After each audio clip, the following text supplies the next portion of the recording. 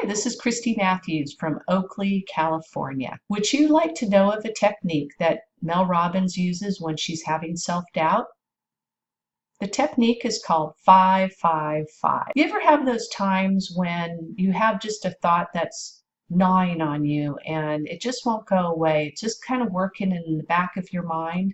What 5-5-5 does is give you a perspective check. What it does, it helps you see your perspective from a future moment. Find that you're upset about something or scared about something, ask yourself 3 questions. How would I feel about it 5 minutes from now? You may not feel any better, but ask, how would I feel about this 5 days from now?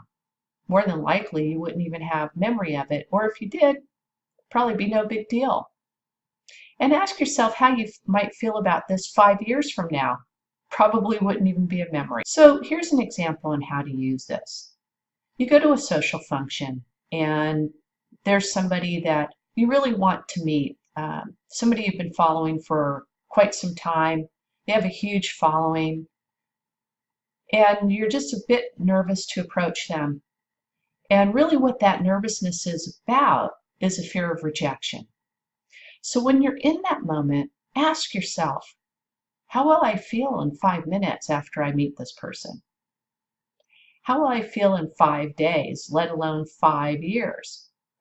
Well, more than likely in 5 minutes, you're probably going to go, I'm so glad I did that. And 5 days later, who knows what that introduction, that brief conversation having with that person could actually do for you. It might make you much more visible to others or make a contact or make some sort of connection with this person that would have never happened had you not approached them in the first place, right? Let alone in 5 years, can you imagine how you might feel to think how many changes just that one connection can make for you? So when you put things in perspective from the future self, what's going to happen in the initial 5 minutes is really something that's easy to overcome. Let me give you another example that I can relate to. It's the first time I did a Facebook Live. Now, I was so concerned about it, and my mentors was telling me, you got to do Facebook Lives. You just need to do Facebook Lives. And it was at a large event where I did my first Facebook Live. I got up the energy and the courage to do it. And so as soon as the camera went on, I blanked. I couldn't think of anything to say. And the camera was looking up my nose and all sorts of things. But as soon as I did my first Facebook Live, I swear, within 5 minutes, I was off doing other Facebook Lives. And I had a ball because it was just a release of a lot of anxiety about things that really didn't matter, things that I was giving so much power to, when I just felt so much better about myself because I went ahead and did something that I felt fearful of. And really, I was feeling that the deeper emotion was a fear of rejection.